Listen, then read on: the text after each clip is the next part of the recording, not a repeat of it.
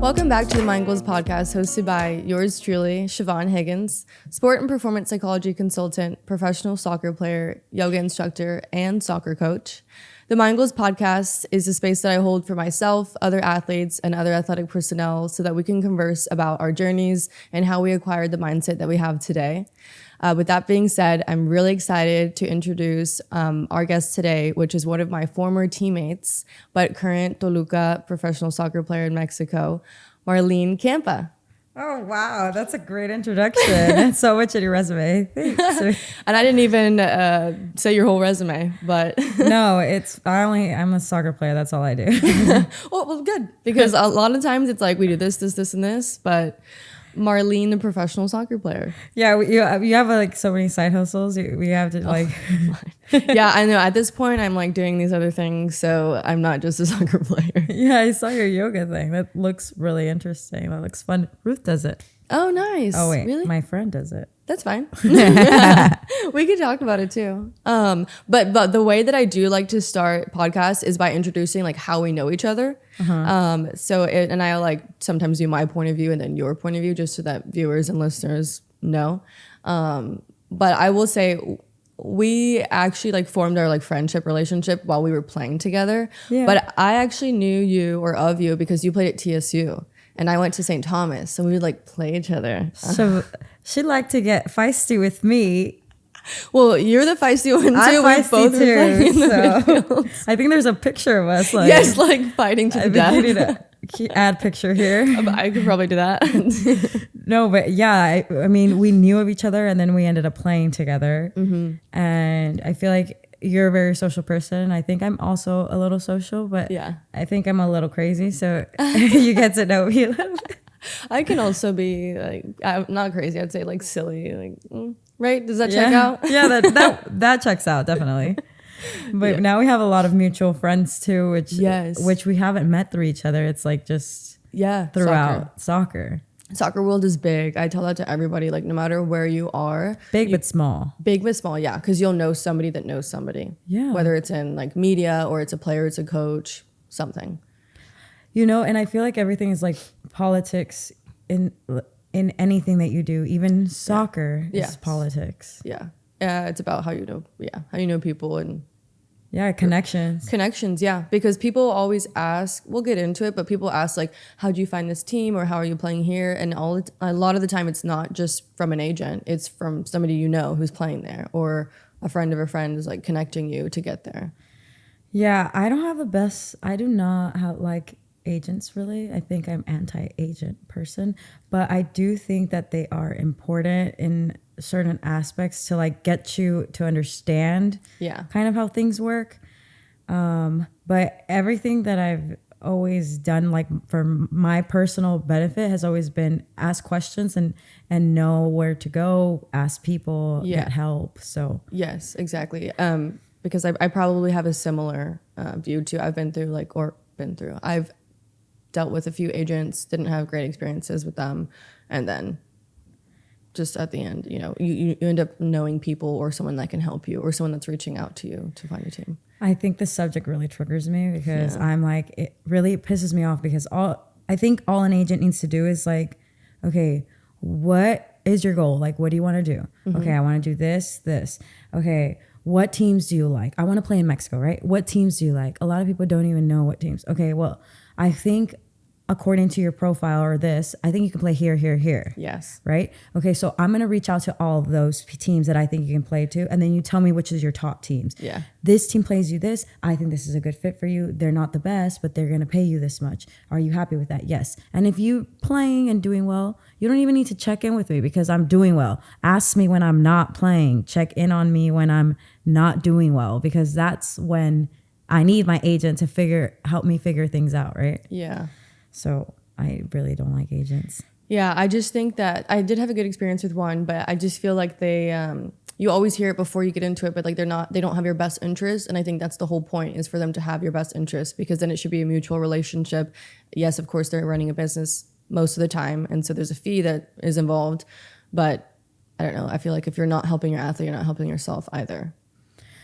I don't know. It's like usually, so the first place that I went to Iceland, right? I'm already getting into this, but no, I would like to know. Yeah. So just before you do, tell us in order where you played, and then you can just tell me about your experiences. So first I played in a Copa Libertadores with a Peruvian team. Okay. And we played in Uruguay. The tournament was held in Uruguay. Okay, so it's usually the top teams from every like South American. Yeah, South American. I can't speak English or Spanish. I'm like too many languages. But it's all the South American teams. It's the top teams, and they go to a tournament and they win. Like whoever wins in that tournament. Okay. So I was guest playing for a team. I went to a Copa Libertadores. Then I did Sweden for 3 months. Okay. And then I did Iceland for 6 months. Okay. And then I came back. I played semi-pro. And then I was like, okay, do I want to keep doing this? Everything I've gone to do, it hasn't been what I expected it to be. And then I come back and I go and I have an opportunity to try out in Mexico I have 3 team options. And I was like, okay, cool, go try out. And then I ended up playing in America. And then now I've been team hopping, right? I've played America, Pumas, Pachuca, Leon, and now I'm in Toluca. Okay. Which I don't really mind to move. I feel like if you're not in an environment that you're happy with, I feel like there's a big like misunderstanding or misconception to those things when athletes leave. And stereotype. Like it's kind of like when you have a job and you're moving jobs a lot, but it's like there's a lot of factors. Like there's teams that I really enjoyed. The team, I enjoyed it, but then the way that it was run, I didn't. Or maybe it wasn't enough playing time for me. Or like there's just a lot of things that go into play. And I feel like for me, whatever team that wants me, I really appreciate it and value them. And that's where I want to be, of course, because this team is investing in me. Yeah. But then it's like, okay, well, I'm not getting my needs met, or I feel like I'm not being fulfilled here. So that happens. But that's my trajectory so far. Okay. Very cool, though. That's 4 countries then, if I understood, because Peru, Sweden, Finland, and then Mexico. Iceland. And Iceland. Oh, wait, sorry, not Finland. Yeah. Okay. We're thinking about Katie. I was like, we just talked about her. Next guest. Yeah, but 4 countries, yes. And the U.S., we were training players at the Dash. Yeah. And then just semi-pro here. Right. And then also, was a semi-pro? It was with the team that I was with. Yeah. But did you go to Sweden and Iceland before that? Or was it after? It was like in between.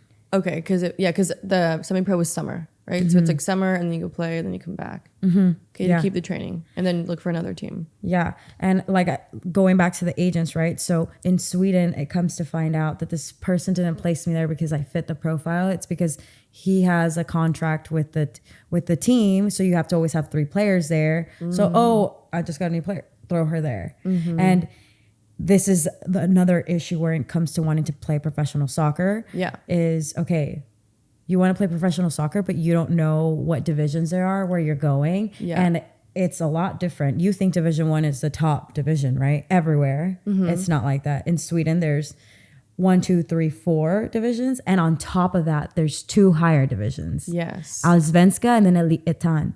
And I was in Division 1. So I was like, oh, I am in the best division. I'm going to go play in Sweden. And it's 3rd division, technically, if you think about it. Yes.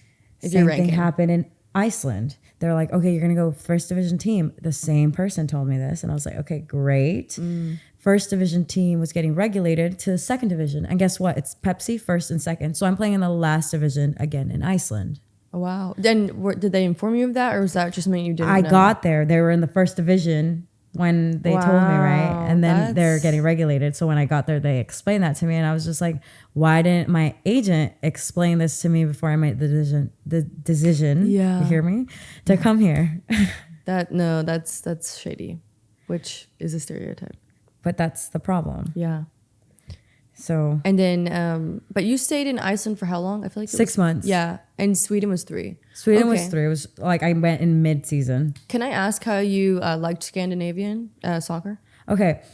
Sweden, I feel like, is a little bit more technical, definitely, than Iceland. Iceland is very physical. Yes. It's like super physical. I was waiting like, for you to say that. Strong. Yeah. It's aggressive. Like, yeah.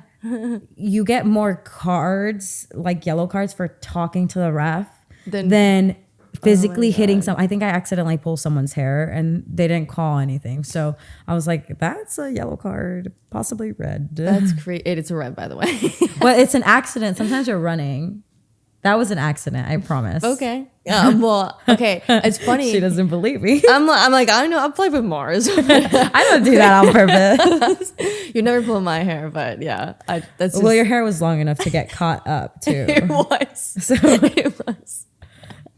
No, I was gonna say the funny thing is that like us, well, also like I'm American, but also from Scotland. So anyway, I just say that I'm American, but I've always heard that Iceland has really aggressive soccer. Yeah. And so it was funny because I watched the U.S. national team play against Iceland, and immediately first minute it was like foul, foul, foul, and the Icelandic girls were like, what the heck? Like they were so confused. But truly, like I think that they're strong girls. They play very physically, and we just bounce off of them. And then and so if you're playing there, I noticed that when you came back, you were more aggressive, and like you're already like this is a great thing. Yeah, being aggressive is great, winning the ball and fighting for it and keeping it. But you came back and I was like, damn, this is like a bloodbath every time we're going like 2v2. No, I mean it's true. It is definitely more aggressive. The girls are also like, I feel like Scandinavians are like bigger built. Yes, yeah.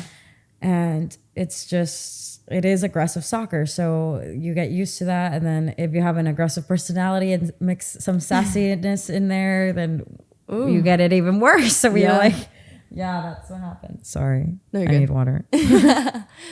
Okay, nice. So, because I've never played in Iceland. I almost did one time during 2020, but it was like a short contract and COVID. And so I was like, I don't know what I'm going to get myself into for 2-3 months. So you didn't go? No, I didn't go. I waited. Okay. And then I went to Hungary after. But Iceland, I loved Iceland because it was beautiful. Like I really explored there. And then the people, at first you think they're not so friendly, but as soon as you talk to them, I met this one girl and I met her once and then I met her a second time. And then I was like, I really want to go to Reykjavik. And she goes, oh, I have an apartment. That's the capital. She goes, I have an apartment there. You can stay there. Literally the second day I met her, her boyfriend played on the men's team. That's nice. And I stayed in her apartment. Like they are really friendly and really welcoming once you break the ice, literally. Yes, good one. So no, that's very nice. That's sweet. I was gonna ask about like the culture and I guess maybe food, but traveling, because whenever people are playing, whoever's listening, like girls that are looking to like choose a country, everything matters. It's kind of like choosing a college. Like, what's the atmosphere like? How far away are you from home? Like, what's the language? And because the other thing is language barrier. Did they teach everything in English or was it in? So all Scandinavian countries, most of European countries, their second language is English, and they all tell you, "Oh, my English is not so good," but their English is great. Very good, yeah. And they speak a lot of English. I feel like, I feel like in any place that you go, you make the experience, because I think there's a lot of when I went to Sweden, there was an American there that didn't even take the time to like get to know the culture or like ask can you sit down, Bruno? I don't think he's in the camera, but maybe. But his noise, I don't know if that's bothering. It's okay. Okay. So then There's another, yeah, she didn't take the time to like get to know their culture and ask them like, how do you say this in Swedish, or how do you do this? And when I got there, the Swedish girls were like more welcoming and inviting and telling us, hey, we're gonna plan this, we're gonna do this, blah blah blah. And she was like, they didn't do that when I was here. I was like, well, did you ask? Did you ask? Did you talk to them?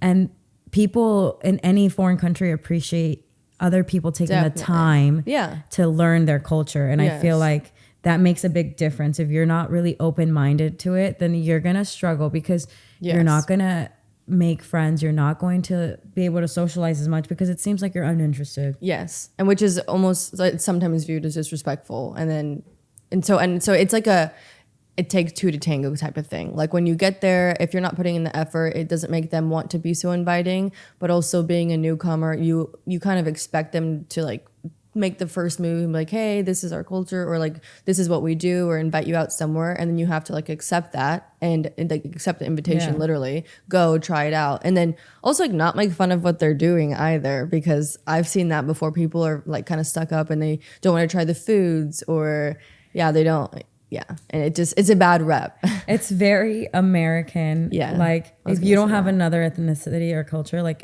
I know you're a little Mexican, no? Ecuadorian. My mom's Ecuadorian. Yeah. So you have some Latin in you. Mm-hmm. You have Latin in you, and you know that people. Ask about them, get to know their culture. Yes. Americans are the most welcoming whenever you go to a team in Mexico. Whenever you go to a team, they're usually like, hi, blah, blah, blah, introduce themselves. Mm-hmm.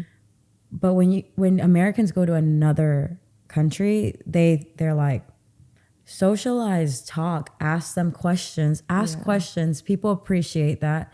And then it's way easier to get in the mix, because you can't expect people to just, oh, I'm going to talk to you. Like, oh, you're new, I'm going to invite you or welcome you. No, like, ask questions. Oh, do you know a good cafe? Oh, I can take you. Yes. Oh, how do you say this in Spanish? And for example, in Mexico, how do you say this in Spanish? Oh, you say it like this. Okay, I'm going to practice. Like, you just trying is a big help. Like, exactly. Yeah. You've got to put the effort forth as well.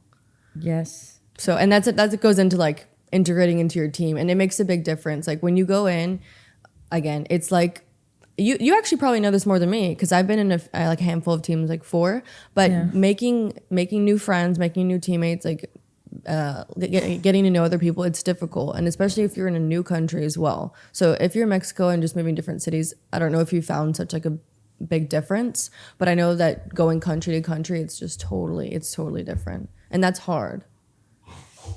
Yeah, he's just rolling on the carpet. He likes it.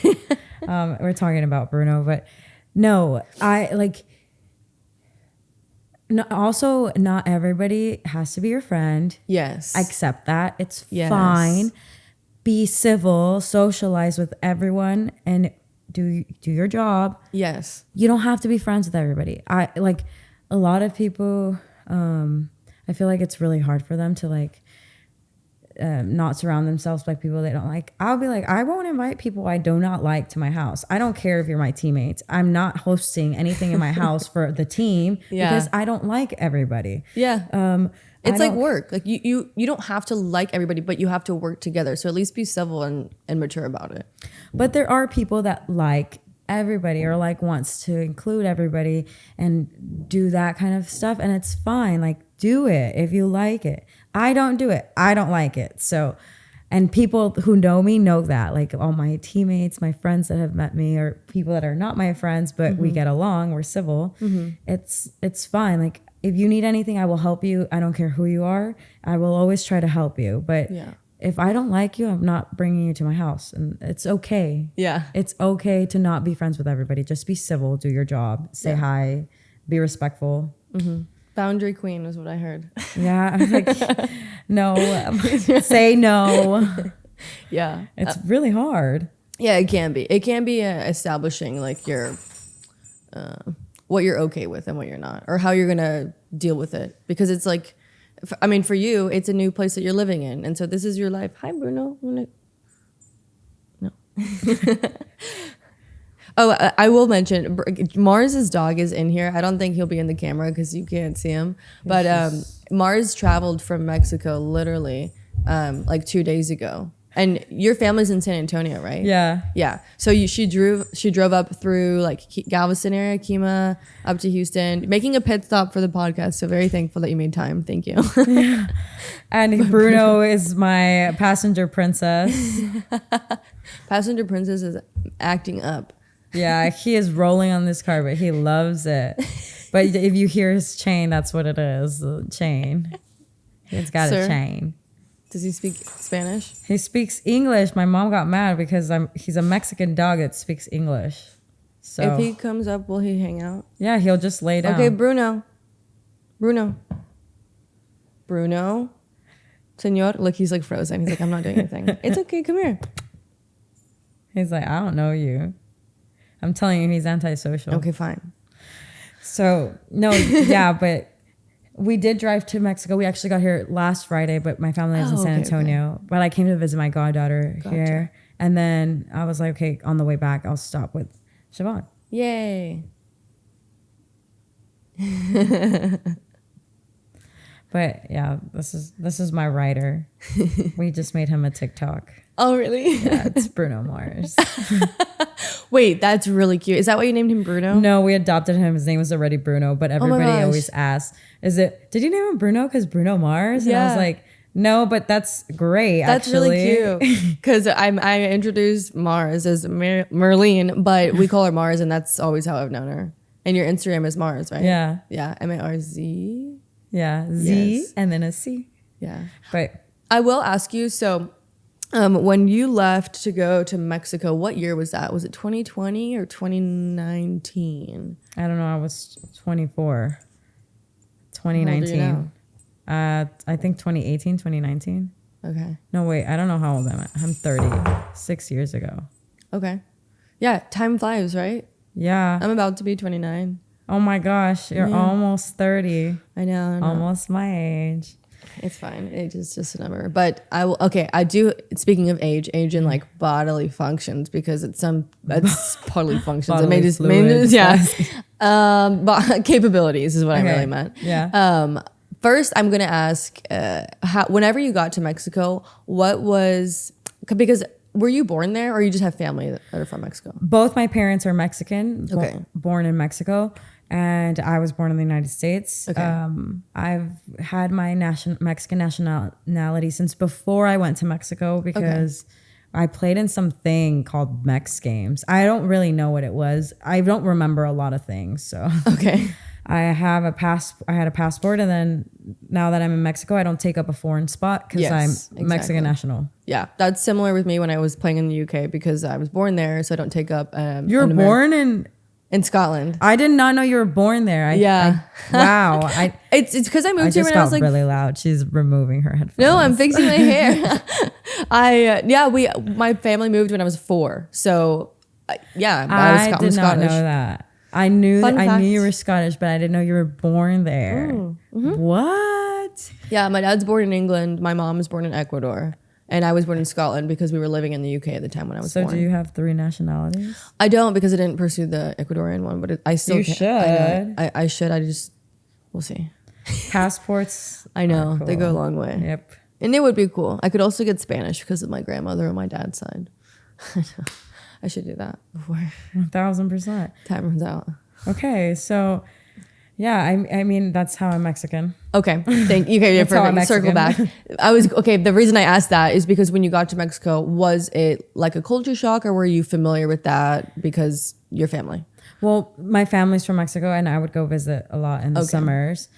But this is, so the very stereotypical thing for Mexico is like, it's really dangerous, right? So my parents being Mexican, they were super scared of me going there and being like, is it safe? Like, don't ride Ubers by yourself or too late. Like, don't do this stuff. Be careful walking. And I've never felt safer in my life. And I love Mexico. I would rather live there than the United States. And I say that right now. Like, I come here and I'm like, ew. I like the U.S. I love the food, but I'm just like, Mexico is so chill. The people are so kind. Like, you are eating, everybody's like, good morning, friendly, hi, like super welcoming. And it's funny because people, even my parents who are from Mexico, they talk so poorly about Mexico. Anywhere is dangerous. You can be out here in Houston in 3rd Ward. I went to TSU, by the way. And that's dangerous. I lived there all 4 years of university. So talk to me about dangerous. Then you go to Mexico and it's like, oh, it's dangerous. There's dangerous places everywhere, right? Definitely. Except for Iceland, it's really safe, supposedly. And Sweden. Yeah. So there are safer places, but I think if you're in a place, there's a dark tunnel and you're wearing gold jewelry or diamonds, you're going to get your stuff stolen. Can I say bad words on here? Yeah. Oh, okay. Just making sure. Yeah, you can. Okay.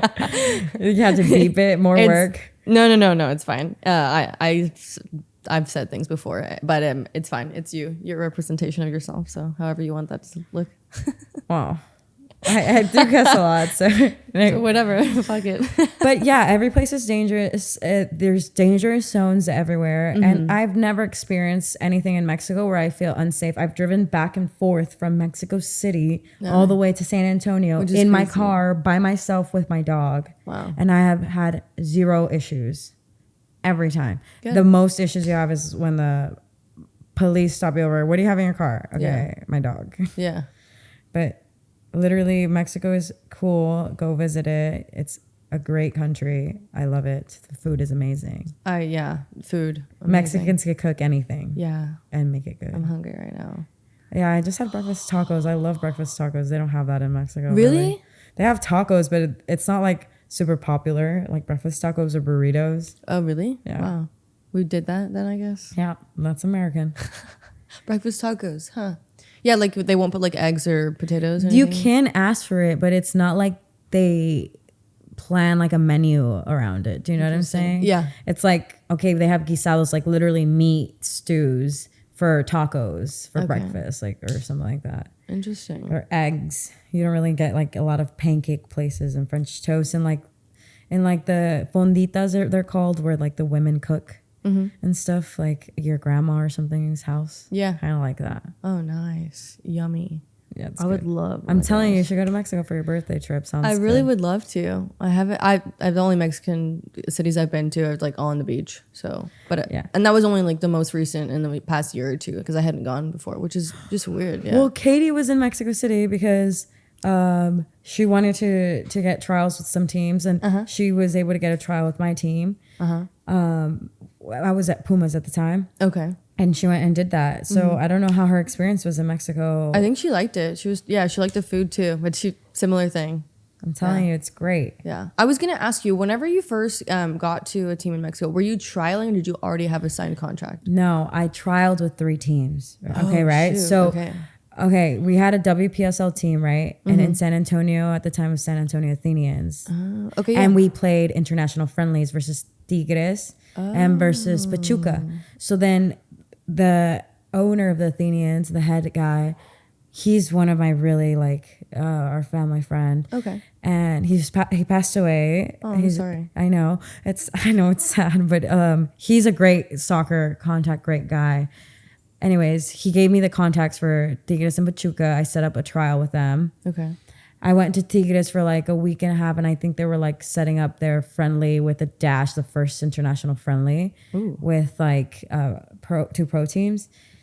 And so they were preparing for that. I didn't really get to do much. And from there, I was like, okay, well, I'm going to go to the next trial, which was in Pachuca. And I did another trial. I was not with the team. With Tigres, it was with the team. With Pachuca, it was not with the team. It was like a bunch of girls trying out. Okay. I made it to like they wanted me to come back with the main team, and they were like, you have like an 80% chance of getting signed in Pachuca. And I was like, okay. And then I had an opportunity to go to America. And when I got to America, I literally trained for 3 days. And in those days, that's where I met Jenny. And Leo Cuellar, who was the coach at the time. He's like, okay, we want you. Within 3 days. Okay. So, which is very comforting because they know. Yeah. He's like, I want you. Blah, blah, blah, we're going to sign you. Blah, blah. So I signed. And I actually had a really good season, and I played forward. I've always been a center mid. Yeah. And now I'm not center mid at all. Like in no aspect of my life am I a center mid. Now I'm a right back. You're a right back. I've played right back, and then I play right mid sometimes. Wow. I know, when you don't score goals, they're like, go to the defense. Go play defense. All right, fine. You were pretty good at scoring goals. I was, but I wasn't like a lethal. I've never been a lethal forward. I have a lot of opportunities. Yeah. And I create a lot of opportunities, but it's like the finishing aspect. That's why I was never, I never considered myself a forward, but they put me as forward in America my first season. It was a COVID season. Oh, shit. And I was actually a leading goal scorer throughout as the season was going. I was the leading goal scorer. And then the next season, our season got canceled. We didn't finish it. Okay. Our next season, I started playing like a 10 or like 2 10s, attacking mids, and then outside mid. Okay. And then you moved your way back. Yep. Interesting. Do you like it? I don't mind it. I don't mind it. There's no pressure to score goals, which if you've been a forward, that's really like... Yeah. I mean, it's your job, essentially. Like in defense, your job is to protect the back line. And it is your job, but you can also create goal-scoring opportunities without scoring. Yes. In the midfield and in defense, yeah. But if you're a forward, that is your primary job. No, but as a forward, too, you don't understand sometimes... have you played forward before? Like just forward, a 9? Yeah. Oh, 9? No, I'm not a 9. No, but have you ever played it? Yes, I have. Yeah. In like a game and then like throughout a season? No. Okay.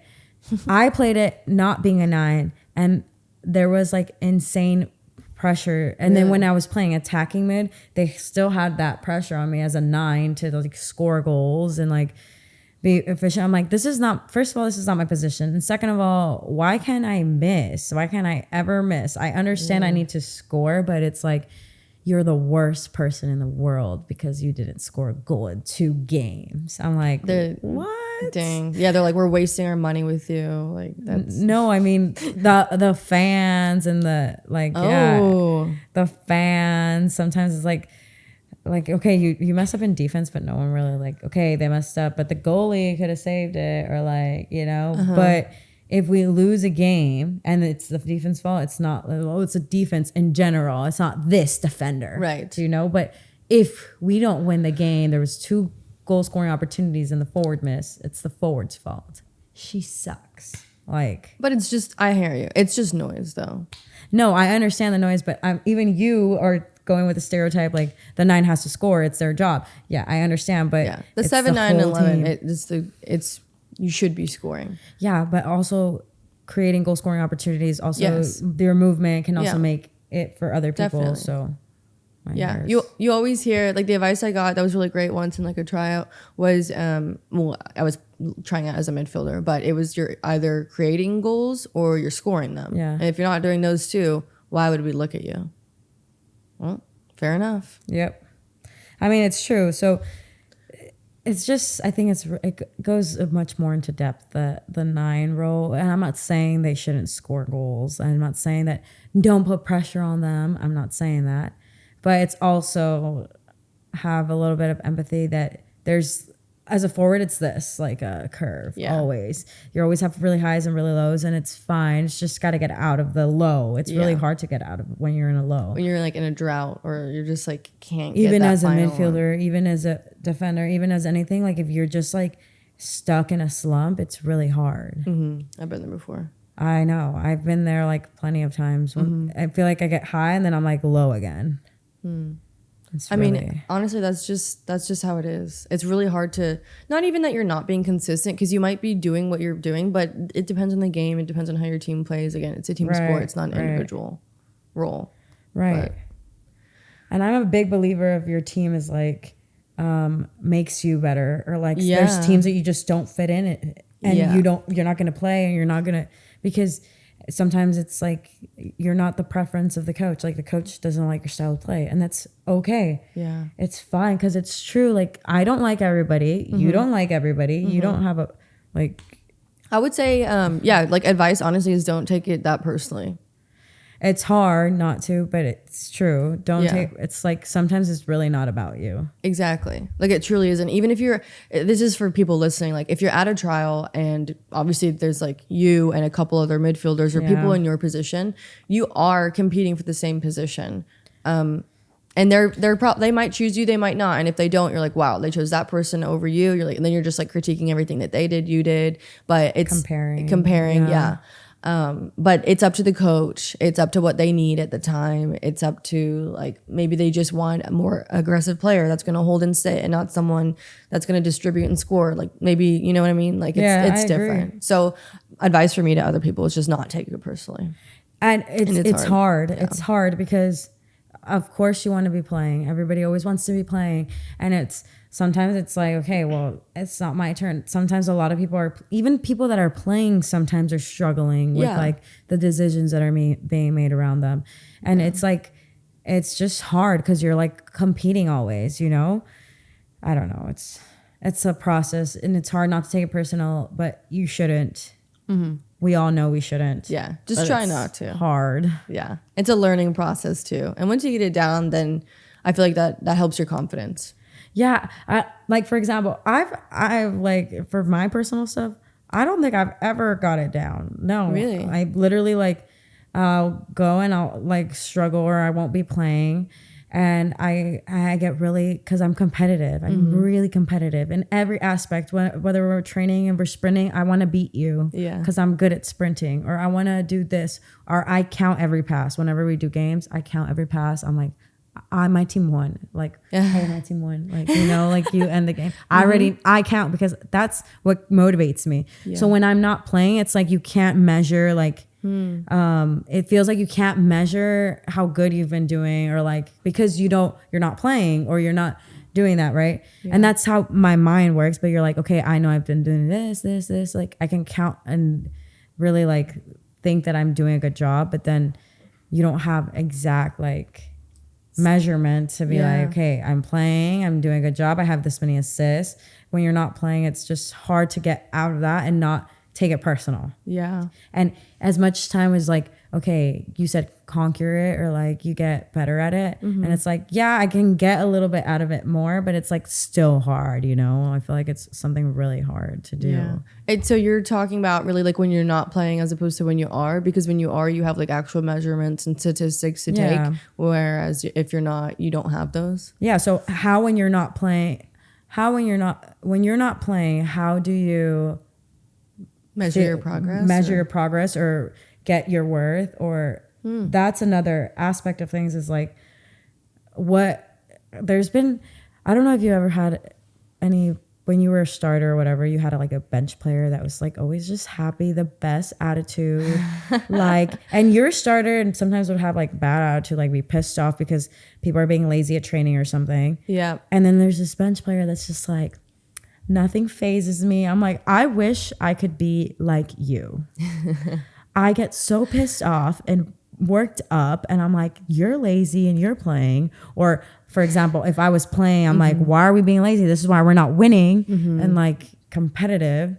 So I'm like, how is this person just... I know, just so chill about it and just having a positive attitude. I don't know. I don't have the answer to that. But then right now I'm a coach. So it's funny because I need those players. I need those players that are positive about it. I think it depends on their goals because this is the way I'm looking at it. If you're on a professional team and you're fine, like being on the bench and you're happy, I don't know, like maybe that's your goal is just to be part of a team or just to keep getting better. But if your goal is to start and play, then I would be a little bit upset if I'm on the bench. Yeah. And I'd be doing like whatever I could to get more playing time. Yeah. And if it wasn't working, like if you stay out a season and you're just a bench player and you feel like you've exhausted all your options, like you've truly put in the extra work, you've asked for help, you've compared yourself to other like players in your position during training and you're still not getting it, maybe it's just the team's not for you. The coach has already kind of written you off in their mind, which happens, and it's time to move on. No, yeah, and all those points are valid, and I do agree with you 100% that those players I feel like are really important because you have a player that's never complaining, that is always doing their job, that is like happy, that makes the people want to be around them. Yeah. And I'm like, I love those players every time. But I'm like, how do you do it? Teach me, because I like, I was in Pachuca, and that's when Jenny Hermoso was there, and we had a really good team. Jenny, Char, goal scorers, right? We had really solid team. And as right now, I don't know if you know her, but there's this little girl, her name's Alice, and she's like just got called up to the national team, the Mayor national team. So. She's like 19, I think, or 18, and she's really good. So I was there when all these players are like there, and I'm like, okay, well, these players are good. I understand that I'm not getting playing time, but I'm still pissed off because I'm competitive. Yeah. And sometimes her game's off. So why don't I play, you know? So it's just really hard also, I think, to like find that balance. But I really did enjoy that team. That was a really good team. That sounds like a really solid team. And people to be around. Yeah, we made it to the finals. That's awesome. So we lost because I think the management wasn't done very well. But it was a solid team. It was definitely a solid team. That sounds fun. But I hear you. You are so competitive. I mean, I'm competitive too, but not I don't know if it's like a destructive type of competitive. I'm destructive, competitive. Like something to talk about off air. no, I'm like, I need to win. Like winning is good, but also like growing and progressing and getting better individually and as a team. I've been saying be positive. I'm not saying be positive. No, I hear you, but I'm saying that there's something to take away out of everything. Even if you lost, like it could be like a shitty loss or it could be a good loss. You know what I'm saying? Like you learn a lot from loss. That's true. Every failure, every time that you've been told no, like all these things are definitely, I agree with you. Like everything you say to me makes sense. But to me, because I'm not saying winning is everything, but I'm really competitive. Like I like to win. I like to be first, or I like my team to win. I don't want to do the running. Like I want to be like, yeah, my team won first place. Take a picture after the training. Do you know what I'm saying? Like I like that. I think it's also because I'm the oldest, like in my family, and like this has to be perfect. Like I think that leads a lot to my competitiveness or like wanting things to win. Like but I do understand everything you say, and what you say makes sense. Yeah, I would just hate for it to like really ruin your mood or experience because that's like your sole focus is winning.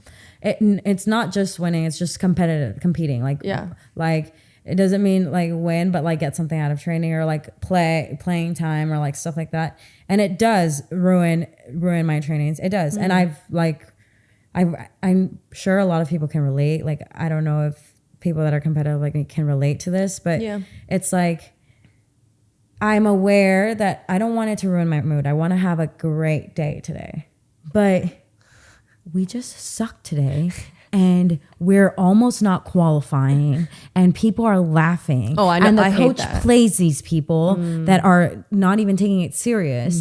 And then now I'm pissed off because the training was shit. Like I didn't even get anything out of it today because we were so bad. So that's when I'm like, what the hell are we doing? I hear you on that. I actually really hate when like we're very competitive, we're all trying and we're serious about it, and there's people fucking around and laughing, and then they're getting like they're playing over you. I would be really pissed. Yeah, but and it doesn't happen all the time. That's just the best example I can tell you right now of something that's like it's very relatable. I'm sure it's happened It ruins my mood, and I'm pissed off, and then I get home, I'm like, okay, I'm gonna be a couch potato for 15 minutes, chill out, sit in my anger for a little bit, and now I'm gonna get out of it. Which, because it does, I'm telling you, as much as I try to be positive, I understand that I shouldn't let it bother me, that it's not that serious, that it's this. But to me, it is. Everything I do is serious. Yeah, no, that's fine. I have fun, but it's like, okay, do it good though. Like joke around, but do it. Yes. Good. No, I feel you. I think I've noted, I'm not trying to like... it is my show, but I was going to say that you don't have to be positive with everything. Everything doesn't have to be a positive experience. You don't have to gain something from it. I'm just saying, like, in the sense that you find yourself like super pissed off after training. Maybe it's like a week or two and you're like, fuck man, like these 2 weeks have been so bad and like it's very frustrating. And then you have to get home and like sit and get yourself out of the funk because you're like I can't have this ruin my day. I would like almost challenge you to look at it from like, what do you do instead of like other people, because it's cliche, but like you can't control what other people do, blah blah blah. But you can control what you do, and maybe like you had a great session, or maybe I just think that there's more to gain from like viewing it individually than like all together. But yeah, those things are annoying too. No, you're definitely like you're right, and I do those things. I take my steps to do those things, but it's like all these other things happen as well, and it's just examples of things throughout my soccer career that have happened. But I do agree with you, like now there's a different aspect, but it's still being a professional athlete is really draining. Like I'm sure the people that you've talked to is like, it's so fun, yes, and you work from say 8 a.m. to like 2 p.m. or whatever, but the mental thing that you struggle through, like not playing or like playing and then your coach is always yelling at you, or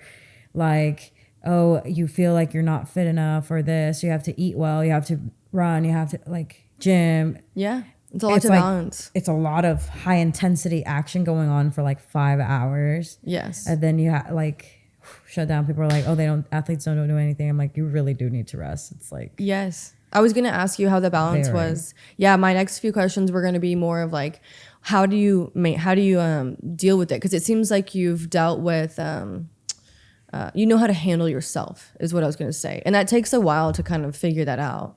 But I was going to mention or ask, what does your lifestyle look like right now? Because all you do is play soccer, which is cool. Yeah. It's a full-time job, and I love that you're able to do that.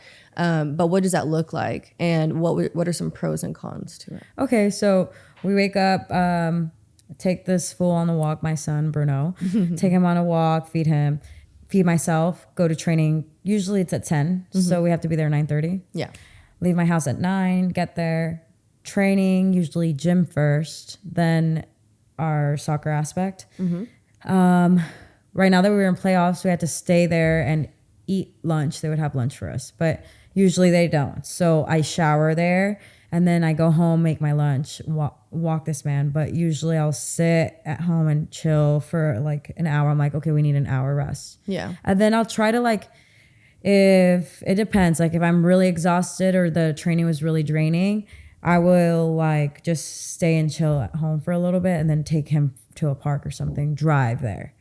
But I live downtown area, so I can walk to everything. And that's nice. I usually try to go get a coffee or entertain myself, kind of invite my friend and maybe sit in a coffee date. Yeah. Just try to get out. And then that's what it looks like almost every day. And then when we have days off, I drive down to Mexico City, hang out over there. Cool. Yeah, so it's that's what your day looks like. But sometimes you have extra gym sessions. Sometimes you do a little more. There's other days where they do measurements. They check our body fat. Interesting. We do it every week. Really? They in Toluca, that's the first place I've been to that they do it every week. Wow. They do your in-body, and then they check your pliegues because they want to make sure everybody's fit. And if you're not, then you do extra running at the end and stuff like that. Yeah. Dang. Yeah, that's another thing. And then once a week, maybe, or twice a week, we'll have psychology, with the team or individual. It just depends. Nice. So you guys have a team psychologist, or? Yeah, we have a team psychologist. I just started getting into the psychology thing. I'm like, okay, cool. They're cool. But in our culture, it's but I think they're important, and I feel like there are people that really need them, and it's good. I've told my psychologist before, I'm like, don't talk to me unless I talk to you. Thank you. That's fair. Don't come and try to be a what is it called? A shrink on me. Yeah. Just don't try to solve my problems or tell me or diagnose. Especially if I'm angry and you're come talk to me. I'm no. But yeah, that's what the day looks like. It's pretty chill. It is exhausting, so you have to find a balance. But I always say go do something, especially if you have a hard day. Go out and entertain yourself. I'm retail therapy, buy myself a coffee and a dessert. Yeah, actually, that's so nice. Thing. Yeah, that sounds like a chill lifestyle. It is pretty chill. Actually, looking on doing more things. I don't know what I want to do yet, but I'm do something with my time, maybe get a real estate license. Everyone is doing real estate. Yeah. I don't know. I don't know either. I think when I was in Scotland 2020, I had a lot of downtime. And so I started to do some graphic design and social media. I did see that. It was good. Yeah, it was pretty decent. Yeah, thank you. But I was this isn't for me, because I learned how to do some stuff on Canva, and then I do being creative and doing websites and helping people with social media, but I don't like making the graphics. There are people that have degrees for that and they can do it and it looks really good. But for me, I was I don't think I'm gonna put more time into that. Yeah.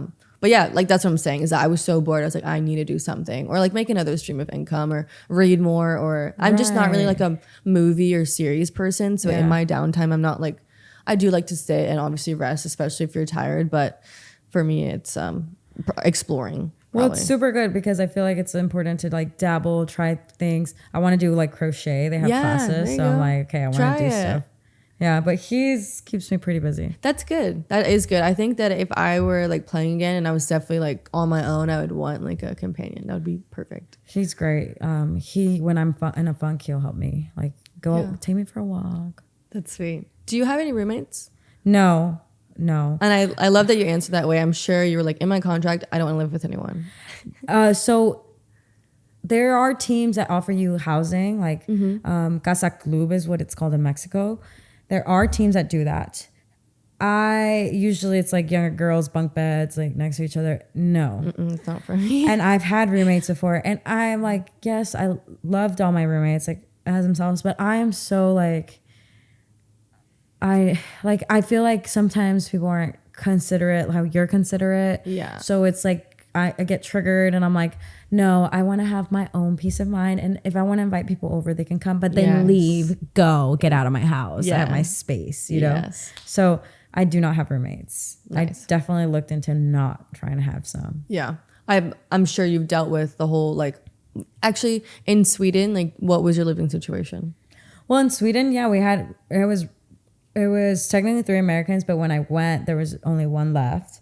And yep. And we had a 3-bedroom apartment to ourselves. And that the American that was with me, she's really chill. She like really didn't cook it that much. And so I'll like make us dinner, and it was really chill because she was just like, okay, like whatever. Like she was tidy up after herself. That's nice. Yeah. So it was good. Yeah. And I was usually making the mess in the kitchen. So, but that was the situation in Sweden. And in Iceland, it was like a big house. Okay. And we had roommates too, and everybody kind of did their own thing, and it was big enough to like have enough space. Okay. So that was like my beginning stages when you're younger, right? Roommate's fun because you're learning how to do all that stuff on your own. But now I'm like 30, so I'm like, I need space. Yeah, definitely. I don't want, like, you guys can come visit me, but get out of my space. Yeah. You know? Yeah. Definitely. I think, I don't, like, I'm not sharing a room. Yeah. Because that's an option for people listening. If you're looking into contracts, just like be specific and really think about it. And I wouldn't really like settle, like have your standards, because there will be a team that will meet your standards. But know what you want, because a lot of times, I remember my first contract, I didn't know what I wanted. I didn't know what I was getting into. Yeah. I was getting paid $400 a month. Oh my God. And they paid for my groceries, paid for my housing. So I was like, okay, that's fine. I can say this. It was really hard, but... Is it a Mexican team or no? No, this was in Sweden. Okay. It was my first contract. Yeah. And I didn't know what to expect. I didn't know. So go in knowing like, okay, knowing what divisions there are, knowing what kind of teams you want to play on, knowing what your living situation you want it to be like, what language does he speak? And that's the good basic gist. And then ask questions, ask your teammates questions, get to know your coach, get to know the director, because the directors know other directors. Yes. I'm... Literally, the people that I do not have any issues with are my directors ever. I'm friends with all the directors in every team I've been on. I always say hi to them. They're super civil with me. And that's the best contact you can have is directors, because they connect you to other people. So that's good advice. That's what I say. So just know what you want. Ask for it. Ask questions. Best way to do things is asking questions, and ask your friends. Like Katie, I think, asked me, hey, can I do a trial? And Katie got a trial over there. I was like, yeah, sure. I've played with you. I'll ask and you can come. Yeah. So she came and went. I'd say ask questions. Yeah, ask questions. Ask your friends. You have to ask. Use your relationships. Use them just in the same way they're going to use you for other things, right? Yeah. I think every relationship should be beneficial. And like, okay, anytime I need something, like, I asked you a question about Houston, or I asked you anything, you asked me soccer related stuff, I asked you soccer related stuff, or anything else that I asked you, we are both answer mutually, and that's okay.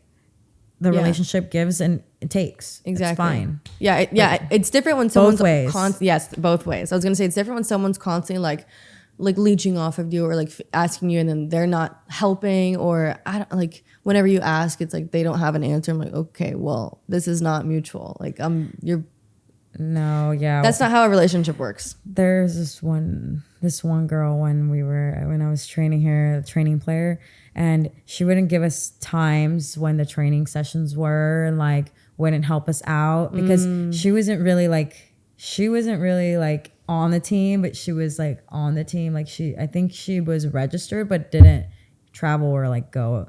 I don't know. But she wouldn't help us out at all. And then when I got to Mexico, guess who was in my inbox? I was like, no, I will help everybody 1000%. Like anytime, even if I don't even talk to you like that. Yeah. But when you do something like that and don't like, then you want help. I'm sorry. No, that's shady. I would definitely not. And I've experienced something similar too. Very funny. Yeah. Very funny people. Yeah. So you live and you learn. Yeah. I think to wrap this up, I'm going to ask you a final question is like, what advice would you give to an aspiring soccer player who's anywhere in the world but looking to play their first professional contract? And then my next question, or really I'll just give the floor to you and you can say anything you want. If you want to give someone a shout out or I don't know, a quote, whatever. No, so I've always said this and I still agree with it. And it's one of the things that I highly believe in. If you don't believe in yourself, who's going to believe in you? So like, go and try it, go do it and have fun also, because I think before I got signed to America, I was like, okay, if I don't get picked up by a team, I'm done with soccer. And that was 6 years ago. And I got picked up by a team and I was like, I'm just going to have fun. I'm going to have fun and play good and enjoy it and enjoy the country that I live in. And like every season now, like everything has changed, right? So like this season I'm older and I'm like, okay, I'm going to be patient. Like if I play, I play. If not, I don't. It's fine.